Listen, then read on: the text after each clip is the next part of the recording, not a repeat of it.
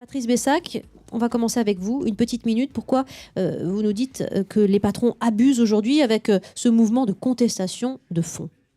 On vous écoute. Eh bien écoutez, pour une raison très simple, encore faudrait-il définir ce que c'est les patrons. Gattaz se promenait avec un badge disant « Donnez-nous des aides et on vous donnera 1 million d'emplois ». Aujourd'hui, on a mis 40 milliards d'euros sur la table, c'est le gouvernement qui l'a décidé.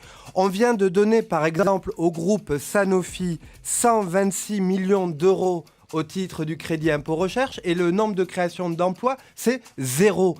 Il y a donc une dépense d'argent public absolument faramineuse et qui aujourd'hui n'a pas de résultat en termes d'emploi. Moi je fais une simple demande, c'est que quand on dépense de l'argent public, ça doit être utile, ça doit servir. Et donc si on donne à des entreprises, si on donne à des organisations, il faut s'assurer que les promesses qui sont faites seront tenues. Je ne vois pas pourquoi les Françaises et les Français, et ils ont raison, sanctionneraient les politiques qui ne tiennent pas leurs promesses, et lorsque les organisations patronales font des promesses, qu'ils ne soient pas sanctionnés quand ils ne les tiennent pas. Il faut des contreparties, c'est ce que vous demandez, Patrice Bessac. Mais finalement, j'ai l'impression que vous n'êtes pas si opposé sur le fond. Julien Leclerc, vous avez aussi 1 minute, vous, pour réagir.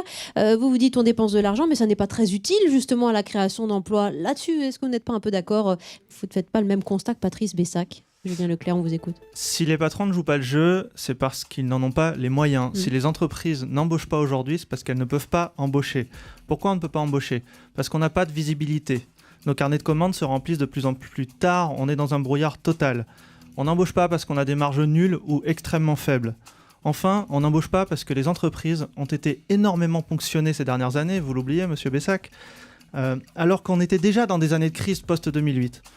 Les outils proposés aujourd'hui au NDI, c'est important, sont des outils qui sont inefficaces pour 2 raisons. Soit ils sont insuffisants, on peut parler du contrat génération qui a été vidé complètement de sa substance, soit ils sont totalement compliqués pour des patrons qui ne sont pas des experts en droit social. Je n'ai rencontré aucun chef d'entreprise qui est un expert en droit social ou en droit des sociétés. Le CICE est un parfait exemple de cela. Je ne parle même pas des mesures du pacte de responsabilité qui ont été reportées à 2017, année électorale. Si on connaît un petit peu le calendrier, on rigole. Voilà, si on n'embauche pas, c'est parce qu'on n'a pas les moyens de le faire. Je suis convaincu que les patrons et les entrepreneurs sont conscients de leurs responsabilités sociales et sociétales.